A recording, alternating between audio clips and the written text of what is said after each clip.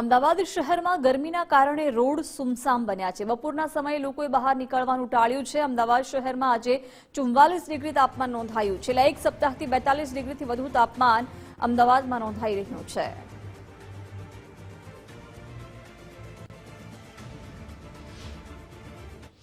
અમદાવાદ શહેરમાં છેલ્લા એક સપ્તાહથી ગરમીનો પારો છે જે ઉચકાયો છે। સતત 40 ડિગ્રીથી પણ વધારે તાપમાન જે છે તે નોંધાઈ રહ્યું છે, જેની અસર અમદાવાદ શહેરના મુખ્ય માર્ગો પર પણ જોવા મળી રહી છે।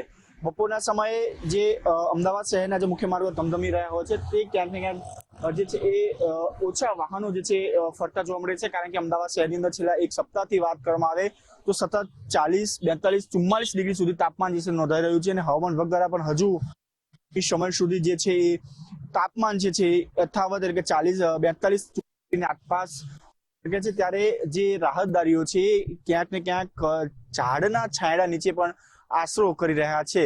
બીજી બાજુ જે પ્રકારે અમદાવાદ શહેરનું તાપમાન દિવસે ને દિવસે વધી રહ્યું છે, ત્યારે હવામાન વિભાગ દ્વારા પણ આગામી સમયની અંદર જે છે વધુ એક જે માઠા સમાચાર છે તે લોકોને આપવામાં આવી રહ્યા છે કે લોકો કહી રહ્યા છે કે જે હવામાન વિભાગ દ્વારા સૌરાષ્ટ્ર અને કચ્છની અંદર પણ માવઠાની જે છે તે આગાહી કરવામાં આવી છે। આગામી સમયમાં એટલે કે 3 તારીખથી 7 તારીખ સુધી જે છે એ માવઠું પડી શકે છે। કેટલાક રિક્ષા ચાલક છે તેની સાથે વાત કરીશું। કઈ રીતનું માહોલ, કારણ કે ગરમીનો જે પારો છે દિવસે દિવસે અમદાવાદ શહેરમાં વધી રહ્યો છે, આપ તો રિક્ષા ચલાવી રહ્યા છો, બપોરના સમયે ટ્રાફિક કેવા પ્રકારનો હોય છે?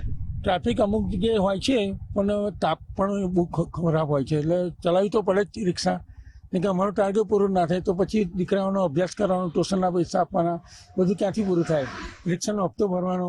ખાસ કરીને બપોરના સમયની વાત કરવામાં આવે તો 2 થી 4 નો જે સમયગાળો છે કે 44, 43 ડિગ્રી તાપમાન હોય છે, ત્યારે ટ્રાફિક કેવા પ્રકારનો હોય છે? ટ્રાફિક તો હોય છે, અટકેશ્વર બાજુ ટ્રાફિક હોય છે, અંદર શાંતિ છે, પણ ટ્રાફિક બહાર હાઈવે પર ઘણો હોય છે।